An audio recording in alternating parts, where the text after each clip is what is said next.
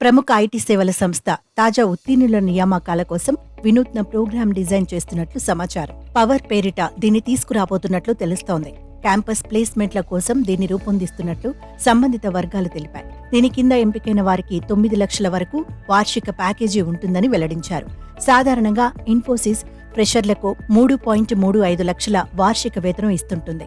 అధునాతన సాంకేతికతలు అందుబాటులోకి వస్తున్న నేపథ్యంలో ప్రతిభ గల వారిని ఆకర్షించడం కోసం వినూత్న పద్ధతులను అవలంబిస్తోంది. కోడింగ్, సాఫ్ట్వేర్లో సవాళ్లు, ప్రోగ్రామింగ్ వంటి నైపుణ్యాలు ఉన్నవారికి పవర్ ప్రోగ్రాంలో ప్రాధాన్యం ఉంటుందని సమాచారం. ఆయా రంగాల్లో వారి నైపుణ్యాన్ని పరీక్షించిన తర్వాతే ఎంపిక చేస్తామని కంపెనీ వర్గాలు తెలిపాయి. ఆ మేరకు రాత పరీక్ష, ఇంటర్వ్యూలు ఉంటాయన్నారు. 4 నుండి 6.5 లక్షల నుంచి ప్రారంభమై 9 లక్షల వరకు ఆఫర్ చేస్తామని తెలిపాయి. టాటా కన్సల్టెన్సీ సర్వీసెస్ గత ఏడాది ప్రైమ్ పేరిట ఇదే తరహా నియామక ప్రక్రియను తీసుకొచ్చింది.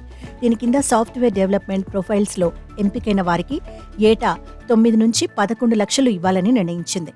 ఈ ఏడాది దీన్ని మరింత విస్తరిస్తూ కృత్రిమ మేధ, జనరేటివ్ ఏఐ, మెషిన్ లెర్నింగ్ వంటి రంగాల్లో నైపుణ్యాలున్న వారికి ఇదే ప్యాకేజీ ఇవ్వనున్నట్లు వెల్లడించింది. దీంతో టీసీఎస్ ఇప్పుడు నింజా, డిజిటల్, ప్రైమ్ పేరిట 3 కేటగిరీల కింద ఫ్రెషర్లను నియమించుకుంటోంది.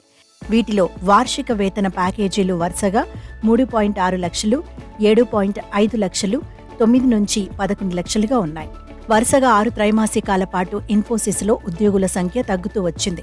ప్రస్తుత ఆర్థిక సంవత్సరానికి మాత్రం ఇతర ఐటీ కంపెనీల తరహాలోనే తాజా ఉత్తీర్ణులను అధికంగానే నియమించుకుంటామని త్రైమాసిక ఫలితాల వెల్లడి సందర్భంగా గత నెల తెలిపింది.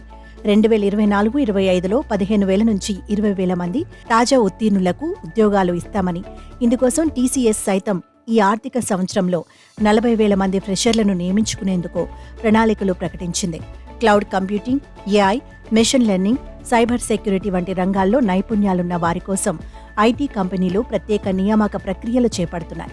ఈ అధునాతన సాంకేతికతలకు భారీ గిరాకీ ఉన్న విషయం తెలిసిందే.